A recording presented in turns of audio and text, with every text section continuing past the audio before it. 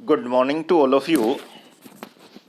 आज की कक्षा में आप सभी का स्वागत है। आज हम हमारे अध्याय संस्थाओं के कामकाज को आगे बढ़ाएंगे। अब तक हमने देखा कि जो सरकारें होती हैं वो फैसला किस प्रकार लेती हैं, कैसे एक कानून का निर्माण होता है। तो आइए आज हम बात करते हैं राजनीतिक संस्थाओं की आवश्यकता कि क्या कारण है कि हमें राजनीतिक जो संस्थाएं हैं उनकी आवश्यकता पड़ती है। तो अभी हमने एक उदाहरण में देखा कि सरकार कैसे काम करती है और किसी देश को चलाने के लिए इस तरह की गतिविधियां शामिल होती हैं। कानूनों का निर्माण किया जाता है, उनको लागू किया जाता है। अगर उसमें कोई खामी नजर आती है तो सर्वोच्च न्यायालय के द्वारा उसमें संशोधन करने के लिए भी सरकार को कहा जाता है। अब अगर हम एक एग्जाम्पल के तौर पर लें तो सरकार के ऊपर सबसे बड़ी जो जिम्मेवारी होती है वो नागरिकों की सुरक्षा करने की होती है कि वो नागरिकों की सुरक्षा करे।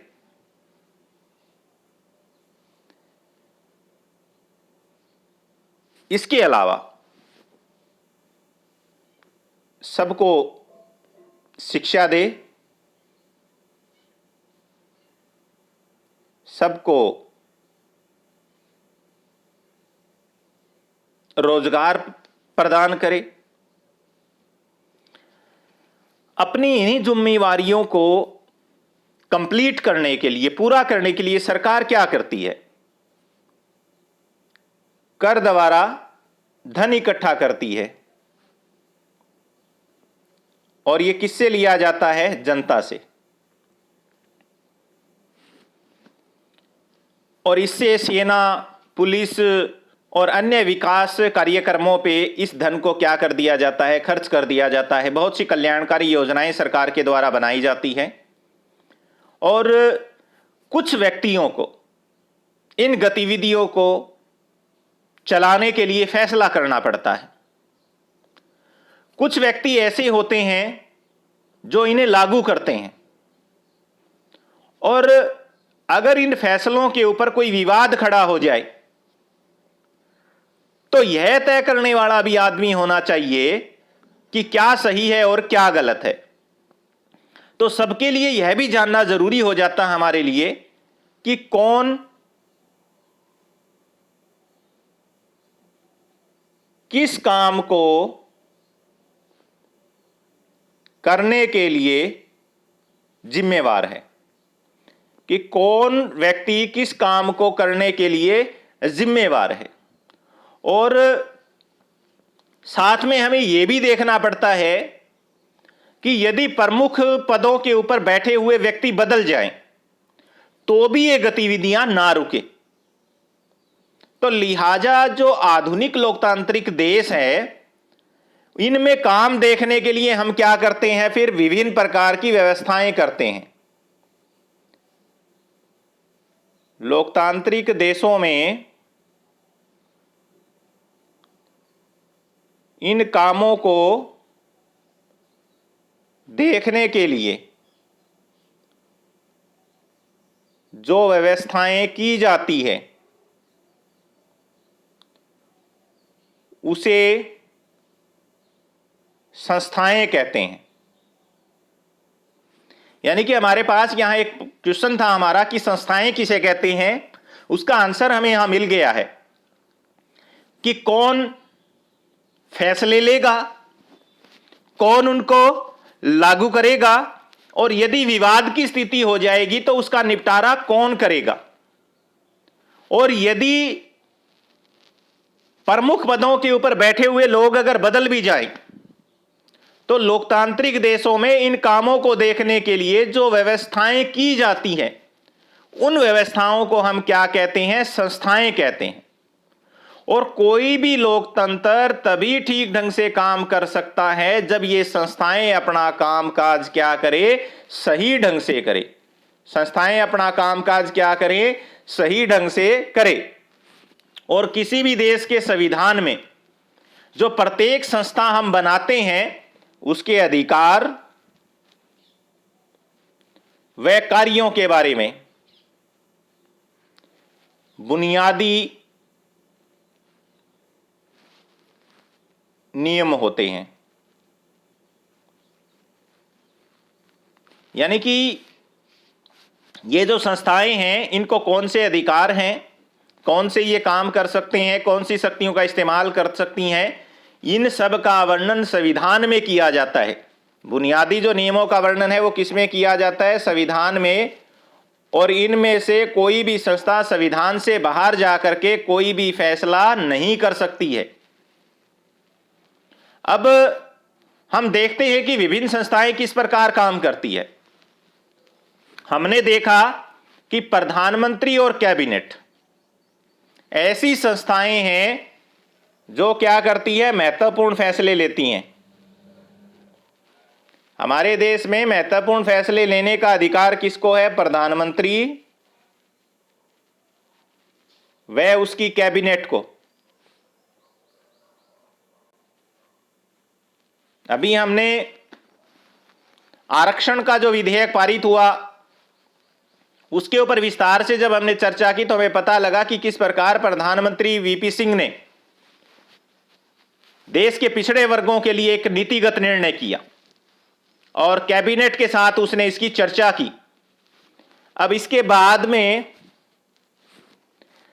मंत्रियों के जो फैसले हुए, जो कैबिनेट और प्रधानमंत्री ने जो फैसला किया उसको लागू करने वाला एक व्यक्ति था।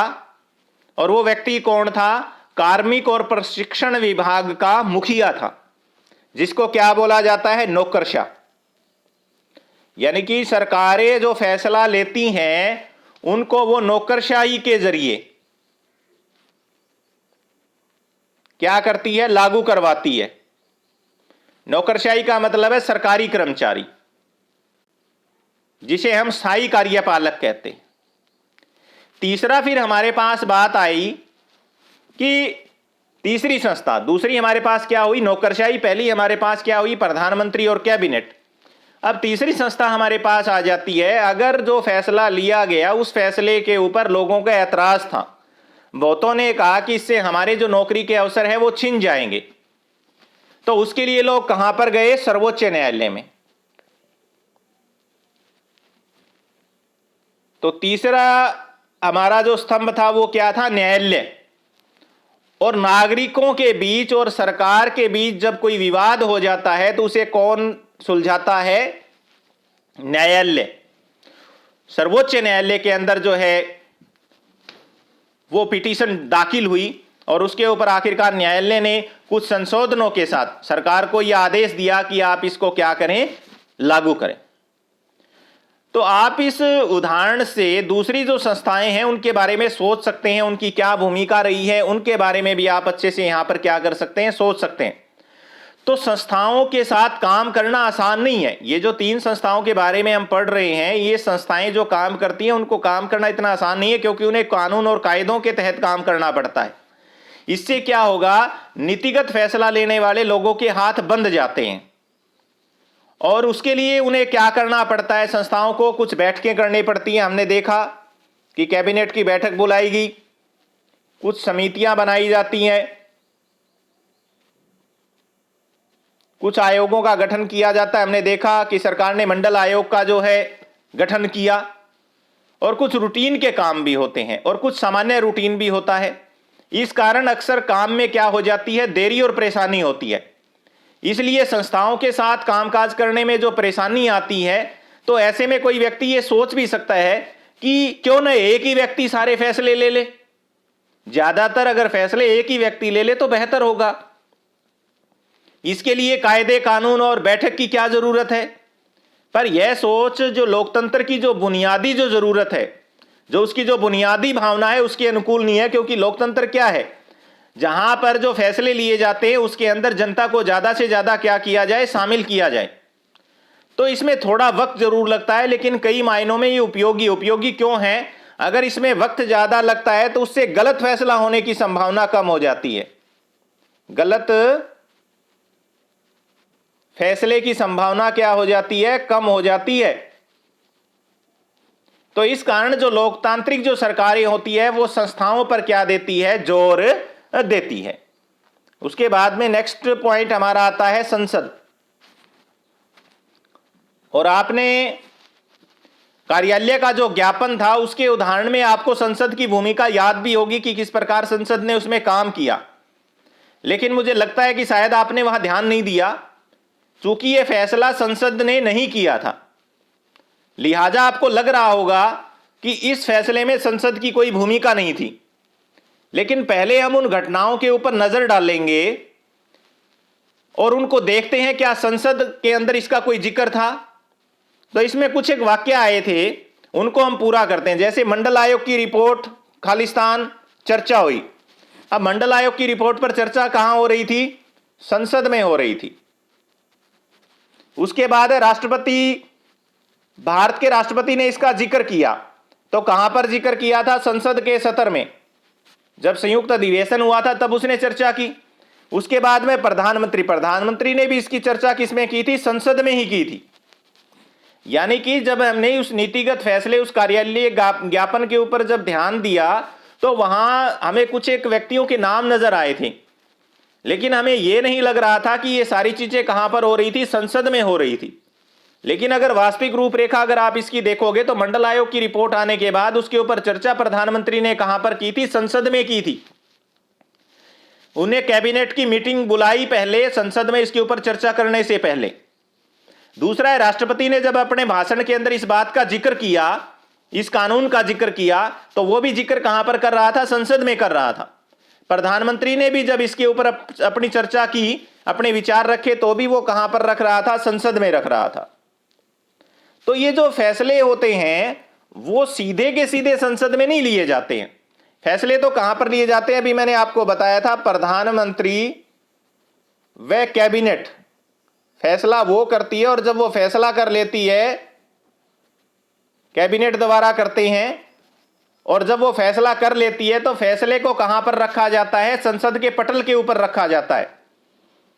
और इस रिपोर्ट पर संसद में चर्चा होती है, और जब चर्चा की जाएगी तो सरकार की जो राय होती है वो प्रभावित भी होती है। और इसी वजह से सरकार पर मंडल आयोग की सिफारिश लागू करने का क्या था, दबाव भी था, क्योंकि जनता जो है प्रयास कर रही थी, पिछड़े वर्ग के जो लोग हैं वो चाहते थे उनको आरक्षण मिले।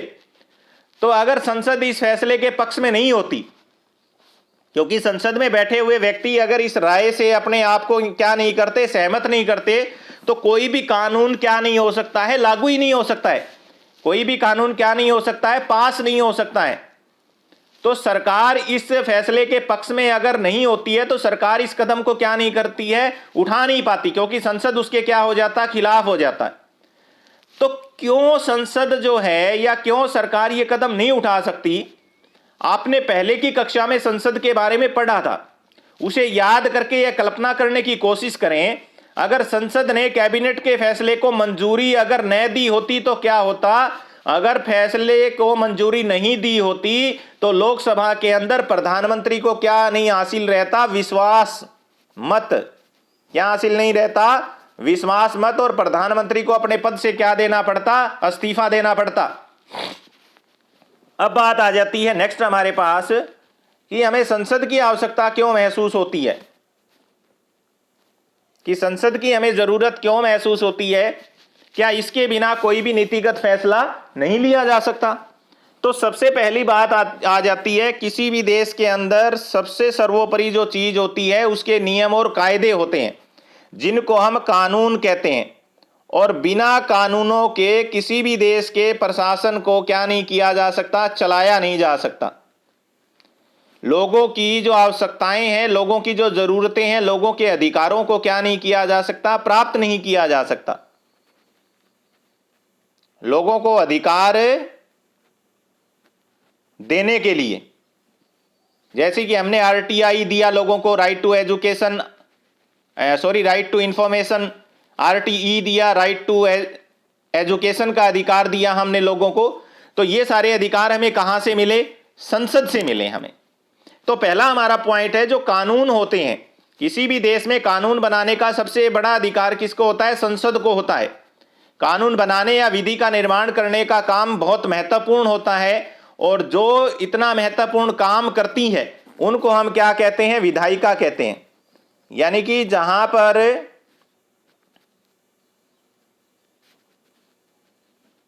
या जो संस्थाएं कानूनों का क्या करती है? निर्माण करती है।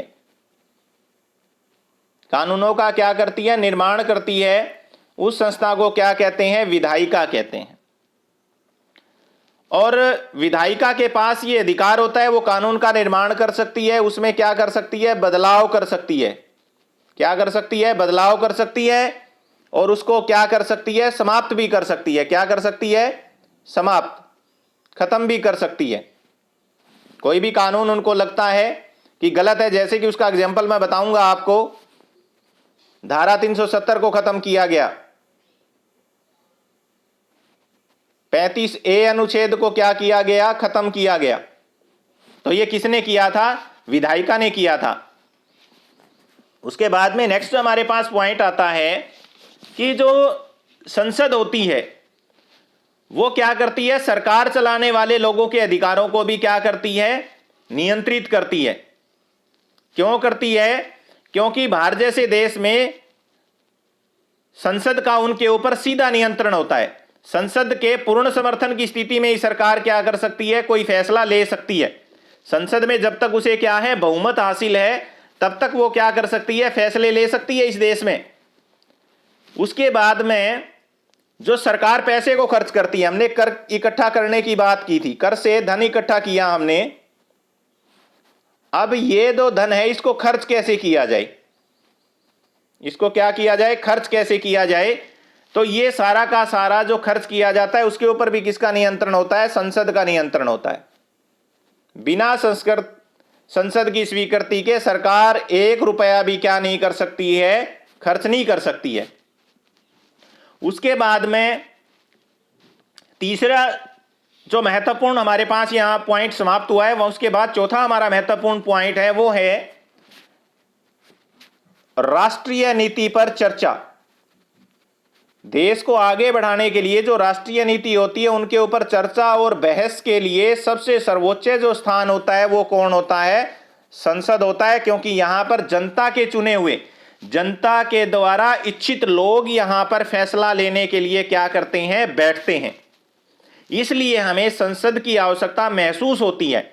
3 कारण है: कानूनों का निर्माण करने के लिए, लोगों को अधिकार देने के लिए, और हर पैसे को किस प्रकार उपयोग किया जा रहा है उस पर नियंत्रण करने के लिए, और देश की जो राष्ट्रीय महत्व के जो विषय हैं उनके ऊपर चर्चा और बहस करने के लिए हमें किसकी जरूरत पड़ती है? संसद की। और एक हमारा यहां प्रश्न कंप्लीट हो जाता है कि उन कारणों को बताइए जिसकी वजह से हमें संसद की क्या पड़ती है? जरूरत पड़ती है।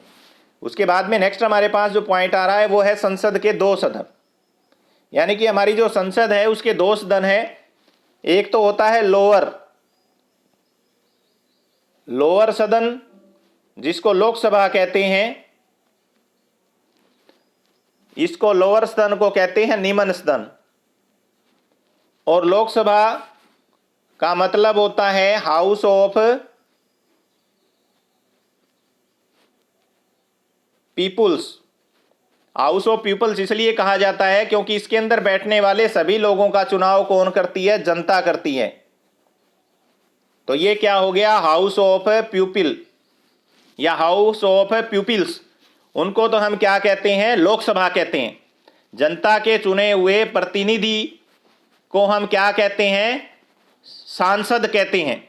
और राज्यों के अंदर इसको लोकसभा की बजाय क्या कहा जाता है?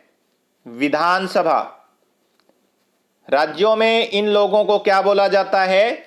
विधानसभा। और केंद्र सरकार में इसको क्या बोला जाता है? लोकसभा। उसके बाद में दूसरा हमारे पास आता है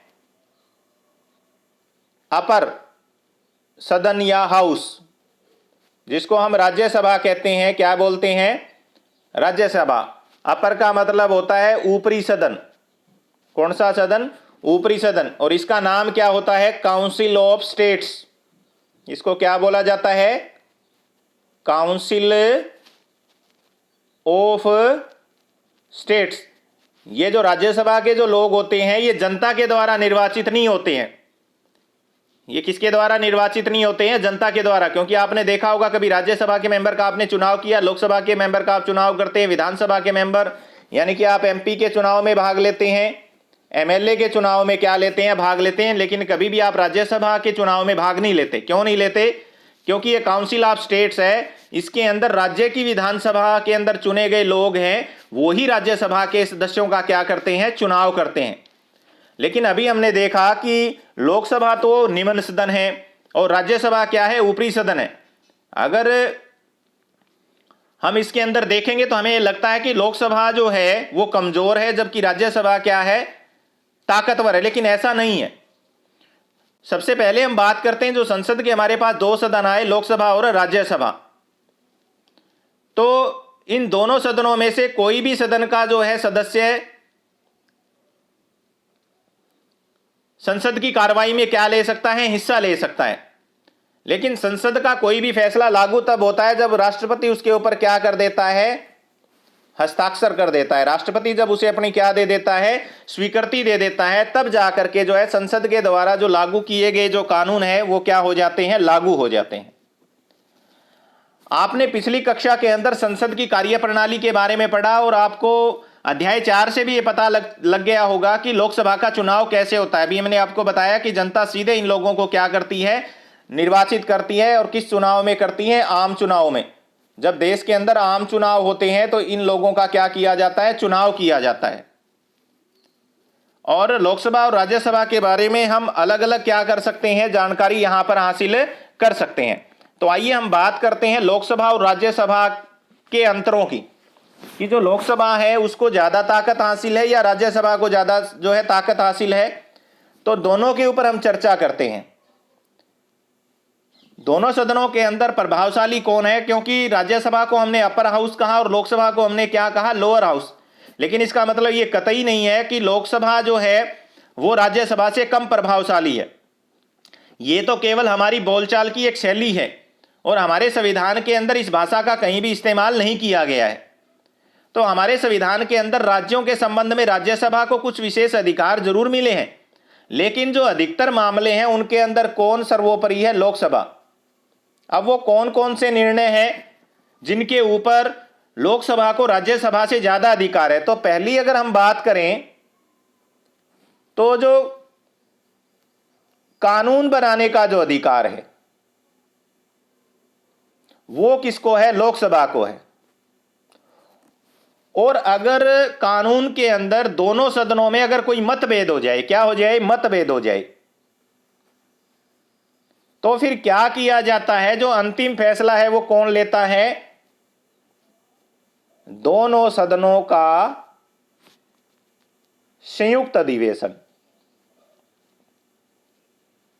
अब हम सभी को पता है लोकसभा के सदस्यों की संख्या राज्यसभा के सदस्यों से दुगनी होती है। जैसे लोकसभा के सदस्यों की जो संख्या है हमारे देश के अंदर वो कितनी है?